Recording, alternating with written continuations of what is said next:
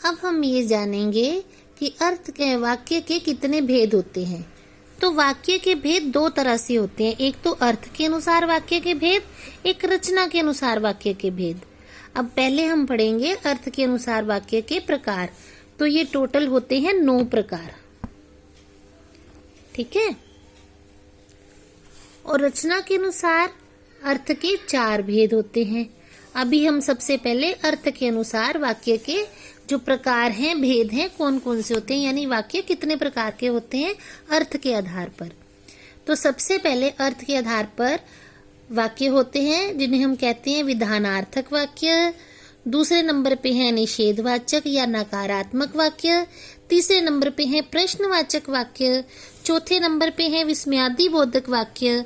पांचवें नंबर पे है आज्ञावाचक वाक्य। छठे नंबर पे है इच्छावाचक वाक्य। उसके बाद है संदेहवाचक वाक्य। नंबर 8 पे है संकेतवाचक वाक्य और नंबर 2 पे है उद्गारवाचक वाक्य। अब हम इनके बारे में समझेंगे कि ये क्या प्रकार होते हैं, कौन से हैं।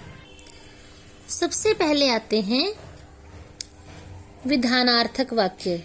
जब वाक्य में किसी बात का होना पाया जाए उसे विधानार्थक वाक्य कहते हैं।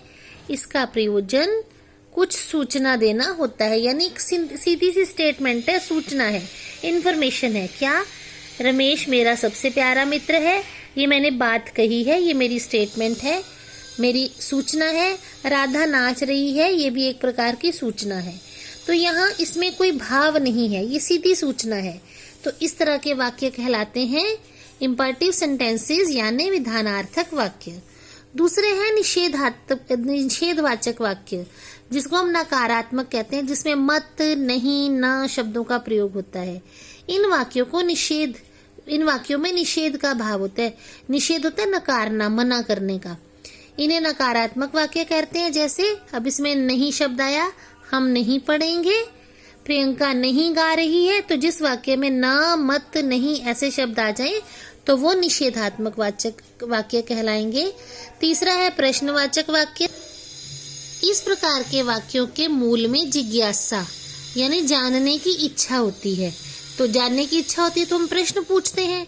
इन वाक्यों में क्या, कौन, कब आदि शब्द होते हैं और अंत में प्रश्नवाचक चिन्ह भी लगता है। क्या सोना गा रही है? वहां कौन आया है? ठीक है, क्या और कौन ये शब्दों का प्रयोग हुआ और पीछे प्रश्न चिन्ह लगा, तो प्रश्नवाचक वाक्य। फिर होते हैं विस्मयादि बोधक वाक्य। इस वाक्य में विस्मय का भाव प्रकट हो, यानी अचानक से हैरानी का भाव प्रकट हो जाता है, उसे विस्मयादि बोधक वाक्य कहते हैं।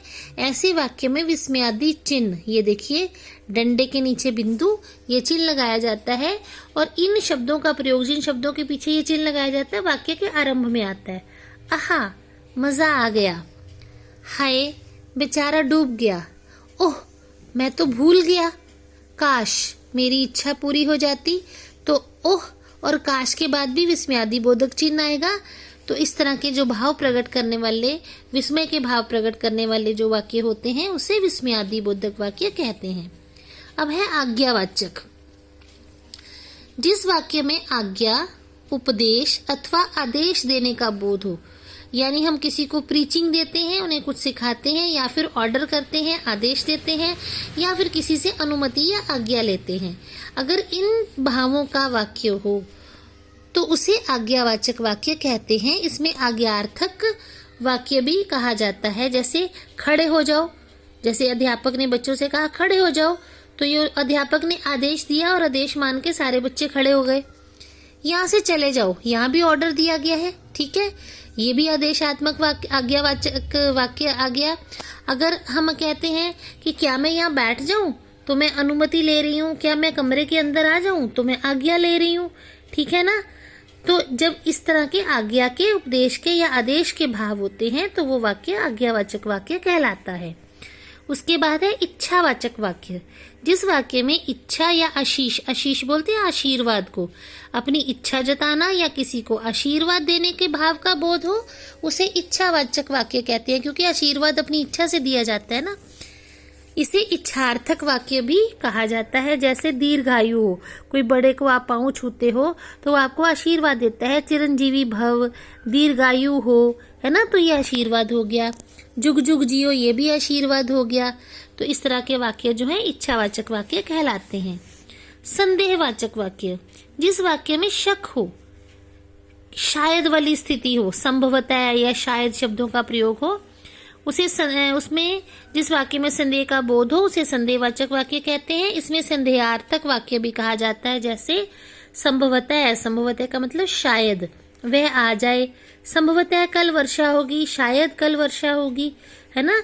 संस्कृत में शायद को संभवतः कहा जाता है, तो संस्कृत को हिंदी में प्रयोग करते हैं, इसलिए संभवतः शब्द भी ठीक है, लिखा जाता है शायद की जगह। ये हमारा कौन सा शब्द आ गया, तत्सम शब्द। और अगर हम शायद बोलेंगे तो वो तद्भव शब्द कहलाता है, ये आपने सीखा हुआ है पहले। तो ये हमारे हो गए संदेहवाचक वाक्य। नंबर 8 पे आ जाता है संकेतवाचक वाक्य। इस वाक्य में संकेत का बोध हो उसे संकेतवाचक वाक्य कहते हैं। इसे संकेतार्थक वाक्य भी कहा जाता है। जैसे यदि परिश्रम करते तो पास हो जाते। इसमें दूसरी क्रिया जो है, इसमें 2 क्रियाएं हैं। पहली क्रिया दूसरी पर निर्भर करती है, अगर पहली क्रिया पूरी होएगी तो दूसरी क्रिया पूरी हो पाती है। तो इसमें 2 बातें साथ साथ चलती हैं। यदि परिश्रम करते तो पास हो जाते, यानी संकेत है कि पास होना था तो परिश्रम करना पड़ना था। यदि वर्षा होगी तो अनाज अधिक होता, यदि वर्षा होती तो अनाज अधिक होता। अगर यहाँ होगी है तो यहाँ होगा लगाएंगे। ये दोनों शब्द जो हैं गलत हो गए, यहाँ पे हम होगा कर देंगे क्योंकि काल तो एक ही रहेगा ना। यदि वर्षा होगी तो अनाज अधिक होगा, यानी दूसरी क्रिया पहली क्रिया पर निर्भर है। पहली क्रिया पूरी होगी तो ही दूसरी क्रिया सार्थक होगी। तो यहाँ एक क्रिया दूसरी क्रिया पर निर्भर है, पहली क्रिया के होने का संकेत दे रही है, तो संकेतवाचक वाक्य। अगला है उद्गारवाचक वाक्य। जैसे कितना रमणीक दृश्य है, ये एक स्टेटमेंट है, ये एक बात बोली गई है, लेकिन किसने बोली है उसमें पता नहीं। इस कथन में उद्गार मात्र है, अचानक से कोई बात कही गई है। यहाँ वक्ता अचानक क्या उठता है, श्रोता की उपस्थिति आवश्यक नहीं है। अब वक्ता ने ये लाइन बोली, उसे सुनने वाला कोई वहाँ है या नहीं है ये जरूरी नहीं है। जैसे आप कोई दृश्य देखते हो, कोई तस्वीर देखते हो, है ना, तो आप कह देते हो कितनी सुंदर तस्वीर है, आपकी बात कोई नहीं सुन रहा, आप अपने आप से भी कहते हो, तो श्रोता का मौजूद होना जरूरी नहीं है। दूसरा, अगर आप जैसे मान लो आपको बड़ा अच्छा लग रहा है, गर्मी के बाद वर्षा का मौसम है, ठंडी हवा चल रही है, तो आप आंखें बंद करके खुद को महसूस करते हुए कहते हो वाह कितनी सुहानी हवा चल रही है, कितना मजा आ रहा है। आप ये बात खुद से कहते हो, आपके आसपास कोई व्यक्ति ना भी हो, जरूरी नहीं है कि कोई हो ही, तो श्रोता की उपस्थिति, आपकी बात सुनने वाले की उपस्थिति आवश्यक नहीं है। इसलिए उद्गारवाचक वाक्य जो है वो अचानक से वक्ता बोल उठता है, क्या उठता है। तो इसमें विस्मयादिबोधक अवयव लगाकर भी ऐसे वाक्य बनते हैं। जैसे वाह कितना रमणीक दृश्य है, अगर आपने वह लगा दिया, या फिर कितना रमणीक दृश्य है पीछे विस्मयादिबोधक चिन्ह लगा दिया, इस तरह ये वाक्य उद्गारवाचक वाक्य कहलाते हैं। तो हमने पढ़ा कि अर्थ के आधार पर हमने वाक्य के भेद जाने कि 9 तरह के भेद होते हैं। ठीक है, ये हमने पढ़ लिए। अब अगली वीडियो में हम देखेंगे कि रचना के आधार पर वाक्य के कितने भेद होते हैं। आज की वीडियो यहीं तक, धन्यवाद।